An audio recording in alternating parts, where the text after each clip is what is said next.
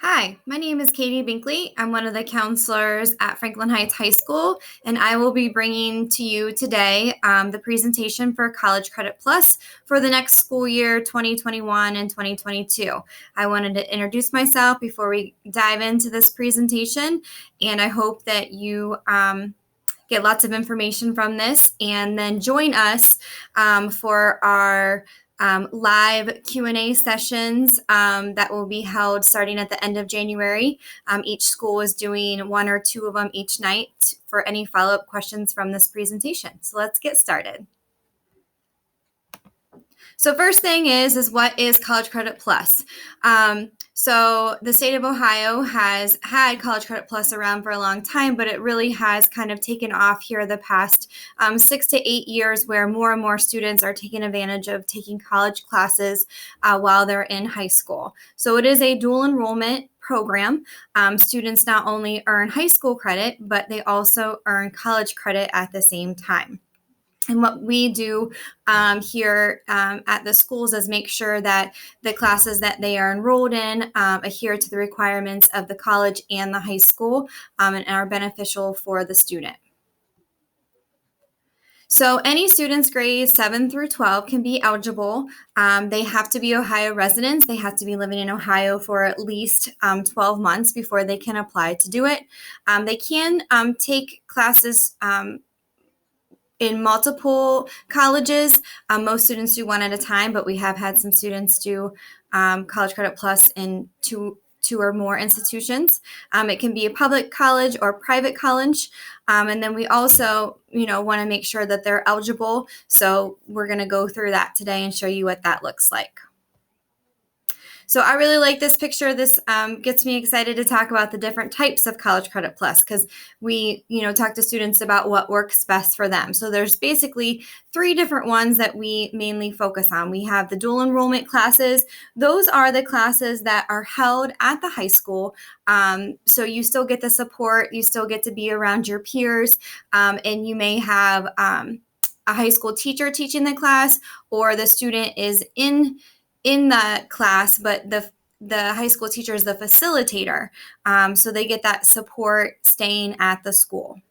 Then we have the Accelerated Learning Center, which is located at Central Crossing. So that's kind of like the next tier, I would say. So if students apply to the Accelerated Learning Center and then decide to go there, they would take Columbus State classes half a day, either the morning or the afternoon, and the other half of the day they would take their other high school requirements or electives at their home school. And then we also have classes on college campus. So whether students want to go on campus when it's face-to-face or doing online because that works best for them, they can do that. And then notice how they kind of intertwine there, because we have a mix, we have a variety of students taking different types, one dual, one college, on college, and sometimes Accelerated Learning Center and the dual enrollment.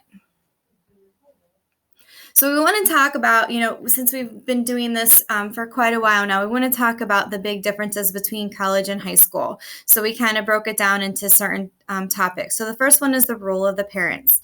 So when you have a high school student, the parents are strong advocates, working closely with the teachers and counselors, but it's a little bit different when you go to college. And so, since the students are in college, those college professors, the college employees are only really going to speak to the student. The parent serves more as a mentor. So if your student has a 504 or an IEP, your student needs to advocate for themselves and have the meeting with the Office of Disabilities on their own. You can be there, but those staff members will only be talking to your student. The college is protected by the FERPA, the Family Education Rights and Privacy Act. And so you won't have access to their grades. It's all about communicating with your student and how they are doing in those college classes. The next thing are tests. In high school, we have a lot of tests. When I was a teacher, we would have quizzes almost every week and then a big chapter test, so that kind of depends on teacher to teacher. But in college, usually the test exams are fewer number. They're usually larger. It covers more material, and then it counts more towards the student's overall grade. The study time can be a big difference too. In high school, on average, the work is 1 to 3 hours per day outside of school, whereas college, kind of the standard rule is 2 to 3 hours of homework for every hour spent in the class. So it could be anywhere from 3 to 5 hours per day. And then the knowledge, for high school, the information is mostly provided in class. Out of class research is minimal. You usually have a textbook, you usually have lots of resources. Whereas college, it's really independent work, really taking the initiative to find the answers, to do study groups, out of class research. And the grades, like I said before, in high school, there's lots of things that kind of make up their quarter grades. You have quizzes, we have tests, we have projects, we have writing assignments, homework assignments.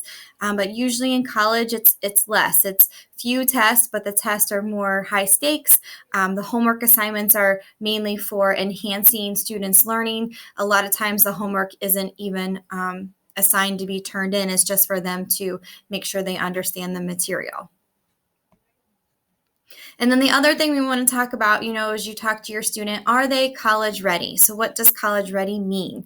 So it's more than just looking at the student's high school GPA or looking at their ACT score. We want to make sure that they are emotionally and socially ready to move to the next step, and then also know that what the college expectations are. And then another big thing is that time management and organization skills.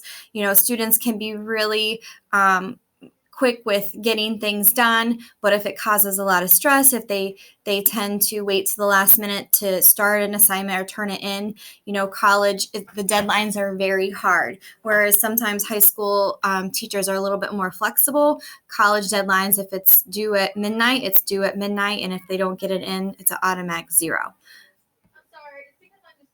The other thing too you want to consider is that those CCP courses, for the grades that they get in those CCP courses, affect not only their college GPA, but their high school GPA. So if a student, earned a D or an F, that's going to affect both GPAs at the same time.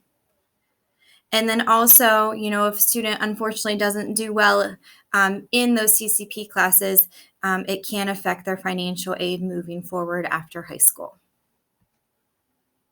So going through all that, and if you feel like your student is ready to go with CCP, I'm going to kind of go through the steps here on how to get started. So the first thing your student will want to do is, contact their school counselor, let them know that they're interested in doing it.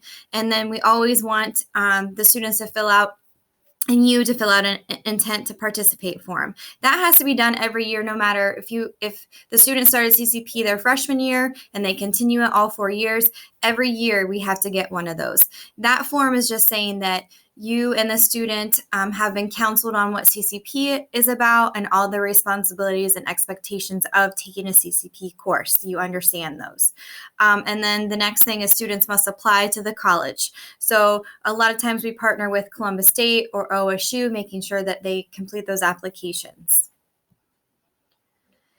If the student is identified under a 504 or an IEP, we want to make sure that the student does contact the Office of Disabilities and make sure that we have accommodations for testing and for being successful in those CCP courses. And then colleges do have the final decision on that student's admission.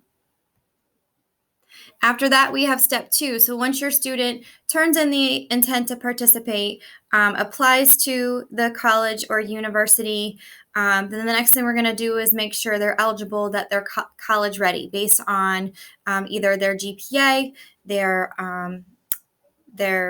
entrance placement scores, or their ACT or SAT.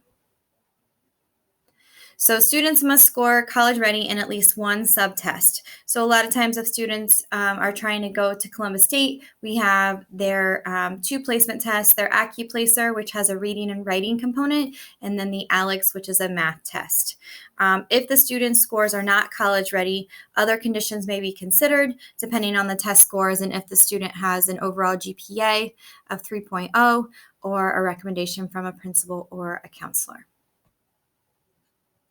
And then the last step is once they apply, once they take the placement test or give us their ACT scores, then that's really when we sit down together and we discuss the options, what works best for them. Do they want the embedded courses at the high school? Do they want to apply the ALC? Do they want to take classes on campus? Look, once we have that discussion, we'll definitely talk about what classes they want to take. There are some restrictions. We do have state approved courses during the first 15 college semester hours. Our most popular ones are the English Composition 1 and Composition 2. A lot of students take the Intro to Psychology, the Coles class. So we will definitely talk about which ones are going to work best for your student. There is a limit to how many CCP courses a student can take per year. So again, that's kind of our job when we sit down with your student. We look at how many high school classes they plan on taking, and that determines how many college classes they can take. So there, we just kind of wanted to show you the formula, how we determine that. And then there is a maximum. So if your student starts CCP in 7th grade, and takes it all the way up to 12th grade, there is a maximum to doing CCP for free is 120 credits. Next thing we're going to do is talk about kind of the grading and the credits.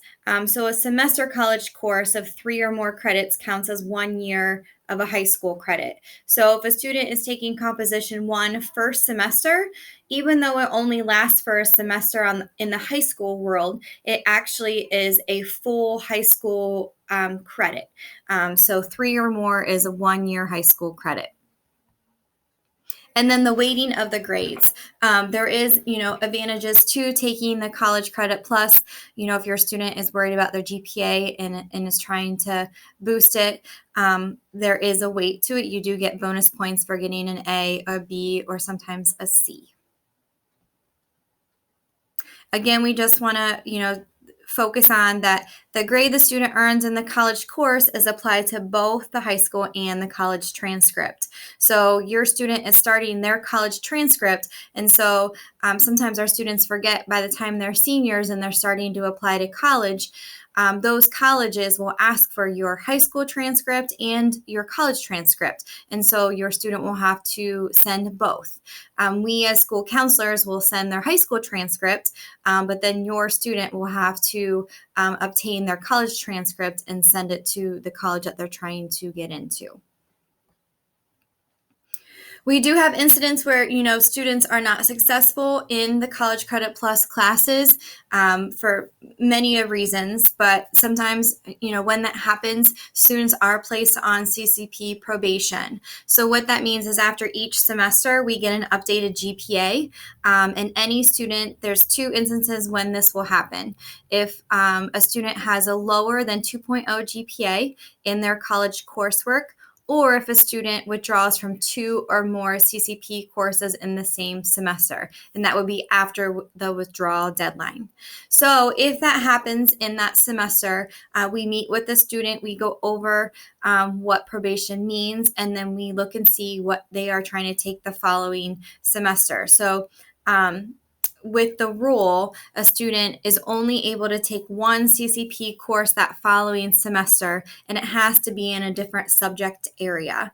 So if a student earns an F or drops a CCP course after the withdrawal deadline, they may have to pay for that course. And again, we'll discuss that during that CCP probation meeting.